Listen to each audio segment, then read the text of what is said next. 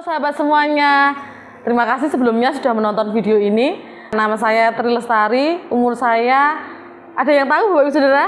Umur saya 25 ditambah 5, 30 tahun. Oke, latar belakang saya adalah saya berasal dari kota Magelang, tapi tepatnya bukan di kota, di sebuah desa. Desanya jauh di sana, mungkin Bapak Ibu kalau lihat di peta nggak ada. Jadi sangat jauh dan sangat sulit jangkauannya. Waktu itu saya tinggal di pedesaan dan banyak orang-orang, anak-anak yang sekolahnya hanya sampai sekolah dasar, bahkan paling tinggi itu sekolah SMP.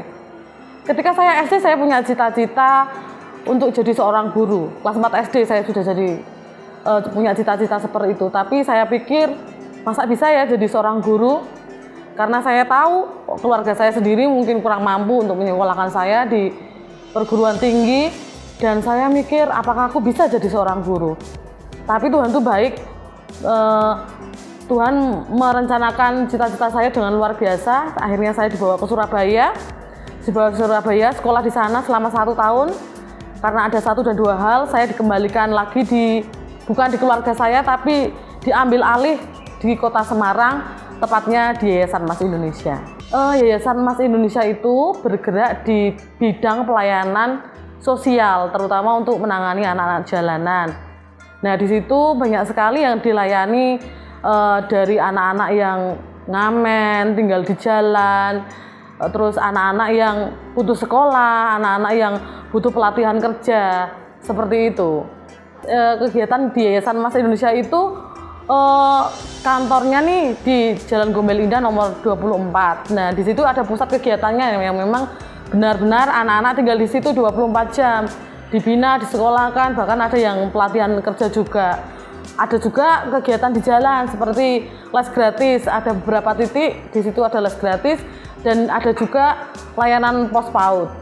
Pos PAUD adalah layanan anak-anak usia dini, kalau boleh dibilang adalah satuan PAUD sejenis. Jadi di PAUD itu tepatnya di Johar Baru, mungkin Bapak Ibu Saudara nggak tahu nih yang di luar Semarang, tapi kemarin boleh tanya-tanya di kolom komentar di bawah ini. Jadi di pos PAUD itu di daerah Johar Baru, di mana anak-anak tersebut adalah anak-anak yang notabene keluarganya adalah keluarga yang kurang beruntung atau tidak mampu, karena mereka tinggal di pasar, pekerjaan mereka adalah ada yang ngamen, minta-minta, dan bahkan ada yang nggak punya pekerjaan, seperti itu.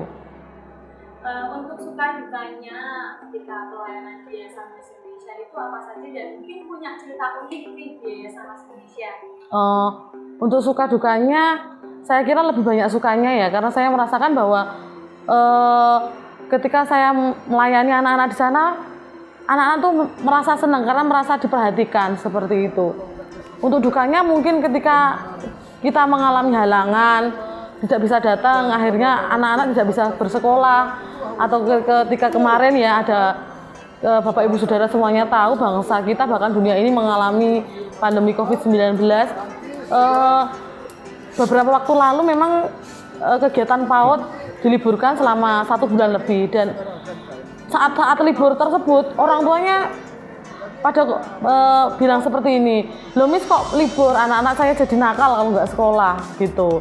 Anak-anak saya nggak sekolah malah jadi nakal. Luar biasanya mereka tuh dalam segala keterbatasan, ketika kami membuka sebuah layanan PAUD, mereka tuh sangat semangat sekali untuk bersekolah. Bahkan ketika kita datang disambut dengan luar biasa, "Halo Miss, gimana kabarnya?" Mereka tuh sangat senang sekali karena merasa diperhatikan. Karena saya memahami bahwa ketika mereka ingin bersekolah, ingin melakukan suatu kegiatan untuk pendidikan, mereka sangat kesusahan dalam biaya, jarak, karena mereka nggak punya biaya untuk sekolah, seperti itu. Nah, itu kan tadi untuk suka dukanya dan cerita uniknya ketika bergabung di Yayasan Mas Iya. Indonesia dan pelayanan di Yayasan Mas Indonesia. Nah, mungkin apa sih manfaatnya buat diri kita ketika kita melakukan kebaikan itu? Nah ini Bapak Ibu Saudara semuanya, untuk bicara manfaatnya itu sangat besar sekali, karena saya merasakan ketika saya belum lulus kuliah, kan saya memang sudah pelayanan di Yayasan Mas Indonesia, khususnya di bidang anak-anak, khususnya anak-anak usia dini. Nah, di situ saya belajar mengajar. Ternyata ketika saya belajar mengajar, tidak hanya anak-anak yang mendapat pelajaran, tapi saya juga mendapat pelajaran supaya saya juga lebih terlatih untuk mengajarkan anak-anak, lebih terbiasa untuk mengajarkan anak-anak. Bahkan ketika saya pernah nih mengalami namanya yang lagi susah, sedih gitu ya, di rumah tuh rasanya suntuk sekali, sedih, mau ngapa-ngapain males, semuanya mau mengerjakan apa-apa aja males. Tapi ketika saya datang ketemu anak-anak, disambut anak-anak, tuh rasanya ada hati yang gembira gitu.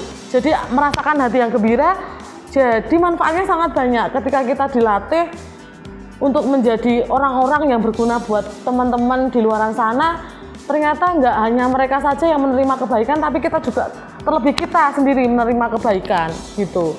Mungkin buat Bapak Ibu semuanya, teman-teman atau sahabat-sahabat muda nih khususnya, mungkin hari-hari ini masih belum tahu ya kan, masih apa sih kebaikan itu, gimana caranya kita menyalurkan kebaikan.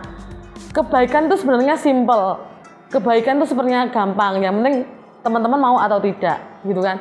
Ketika kita berguna buat orang lain, itu adalah kebaikan. Ketika kita menolong sama kita juga, itu adalah kebaikan. Nah, buat Bapak Ibu Saudara, bagi teman-teman semuanya, kalau mau bergabung silakan.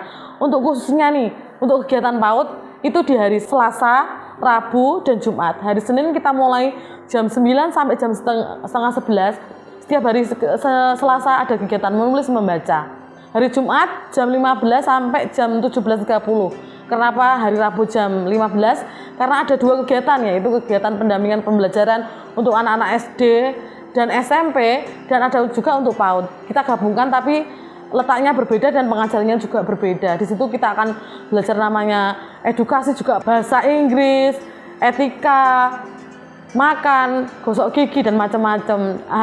Untuk hari Jumat juga jam 9 sampai jam setengah 11, di situ juga ada kegiatan belajar membaca, menulis, dan sangat luar biasa antusias mereka ketika mereka diajari banyak sekali perubahan yang mereka dapat. Mereka sudah bisa baca, bisa nulis, bisa bangun pagi-pagi, bisa mandi tertib, sarapan.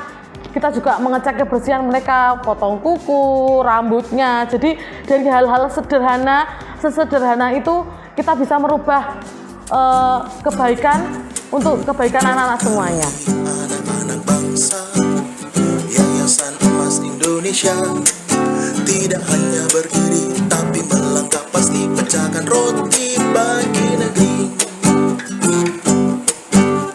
Kami anak-anak bangsa, generasi emas Indonesia, tidak mau basa-basi tapi melakukan aksi agar negeri ini